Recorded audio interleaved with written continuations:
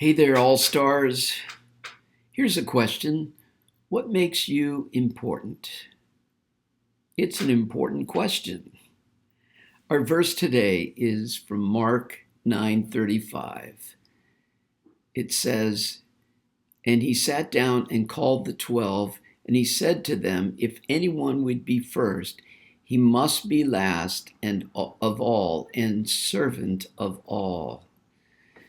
The context here is Jesus is walking apparently separate from the disciples, and they're arguing over who is greater. Now, think of this.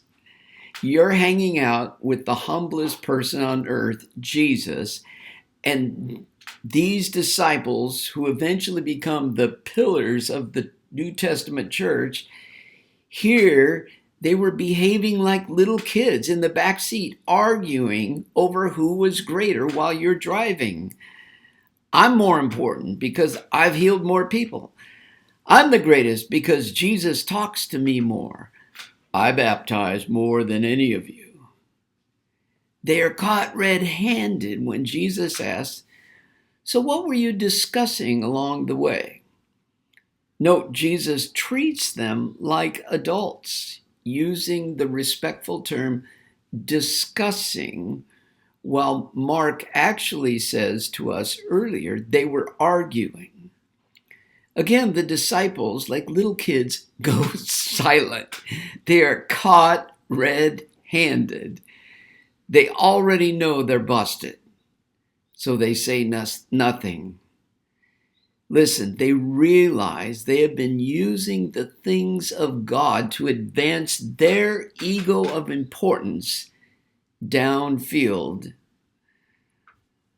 So do we do this today?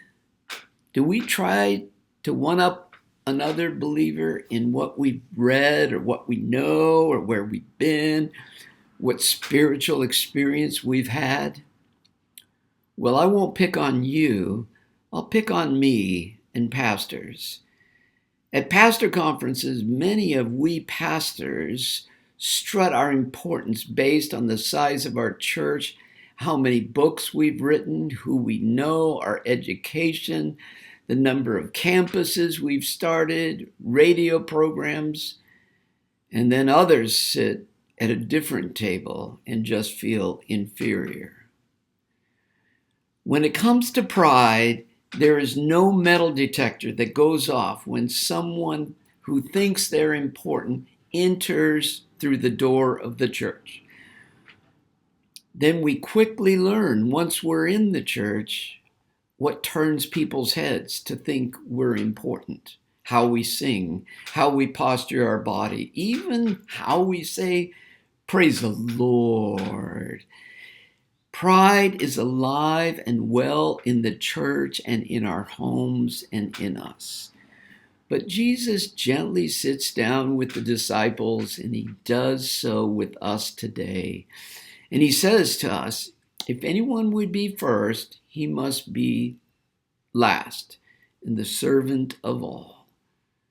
In other words, learning to defer and serve, deferring to others and serving others.